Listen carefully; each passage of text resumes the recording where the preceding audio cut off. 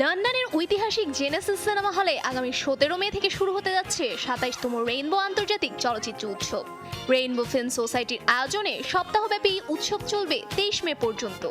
এবারের আসরে বাংলাদেশ, ভারত, দক্ষিণ কোরিয়া, রাশিয়া ও ইরান সহ বিশ্বের 10টি দেশের 40টিরও বেশি চলচ্চিত্র প্রদর্শিত হবে। জানা গেছে, উৎসবের উদ্বোধনী চলচ্চিত্র হিসেবে নির্বাচিত হয়েছে বাংলাদেশের সিনেমা আগন্তুক। 17 মে দুপুর 12টায় এই সিনেমার প্রদর্শনীর মাধ্যমে পর্দা উঠবে উৎসবে। এবারের উৎসবে বাংলাদেশের সিনেমার জয় জয়কার দেখা যাচ্ছে। উৎসবের তালিকায় থাকা বাংলাদেশি চলচ্চিত্রগুলোর মধ্যে আরও রয়েছে নয়া মানুষ, উড়াল, নয়া note, the university of Chankharpul এবং পাথর হাওয়ার গল্প। উৎসবে বাংলাদেশের সিনেমার পাশাপাশি আন্তর্জাতিক অঙ্গনেরও বেশ কিছু প্রশংসিত সিনেমা প্রদর্শিত হবে।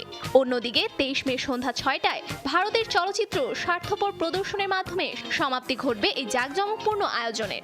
সমাপনী অনুষ্ঠান ছাড়া জেনেসিস সিনেমা হলের বাকি সকল প্রদর্শনী সাধারণ দর্শকদের জন্য উন্মুক্ত থাকবে।